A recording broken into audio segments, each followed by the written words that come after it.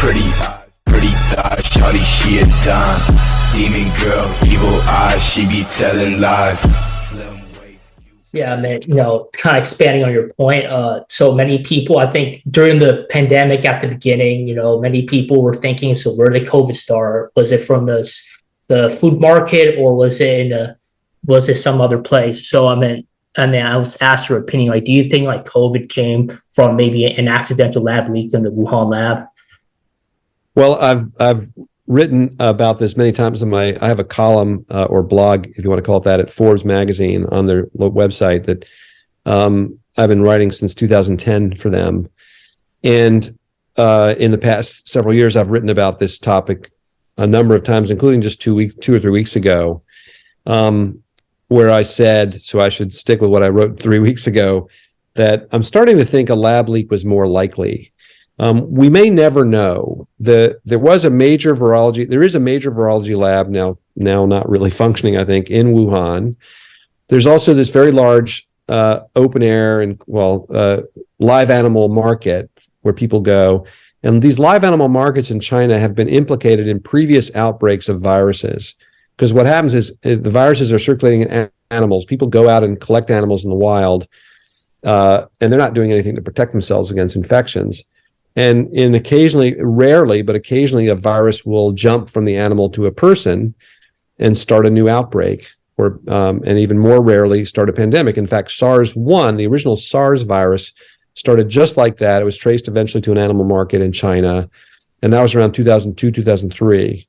And that was fortunately the outbreak, although thousands of people got sick, it was caught in time and it didn't turn into a pandemic. But it's a very similar virus. So it's very possible that this live animal market in Wuhan was the source. However, we have yet to find an animal host that has a virus that matches the COVID-19 virus. So we don't know what animal it was. The closest we've come is bats. Lots of bats carry very similar viruses. But we don't have one that's quite close enough to be sure like that's where it came from. And the bats that carry these similar viruses, they live over 1,000 kilometers away from Wuhan. So they had to be carried there by people. So people are responsible, I would say, for sure. Either most likely people who were collecting bats to bring to this live animal market for some reason, or scientists who are collecting viruses from the bats and bringing those back to the Wuhan Institute of Virology. Either is possible. And China has not been very cooperative and probably destroyed all the samples of viruses from the Wuhan Institute of Virology that were around at the time. So we may never really know. We'd like to be able to see, show us all the viruses you were working on at the time. Let's sequence those and see if any of them matches COVID-19, because if it did, that would be a smoking gun, as you say. But we don't have that, and we don't have animal samples that match it. We just have geographic information about where the first cases occurred, and they all occurred. The earliest cases did seem to occur around that live animal seafood market, but that doesn't really prove that it didn't start in a virology institute. So I think the larger point is that even virologists who are in favor of gain of function work admit that it's possible that gain of function work at that institute caused the pandemic. So if they admit that, then they're saying, okay, this is really risky work, so let's not do that. Mm-hmm.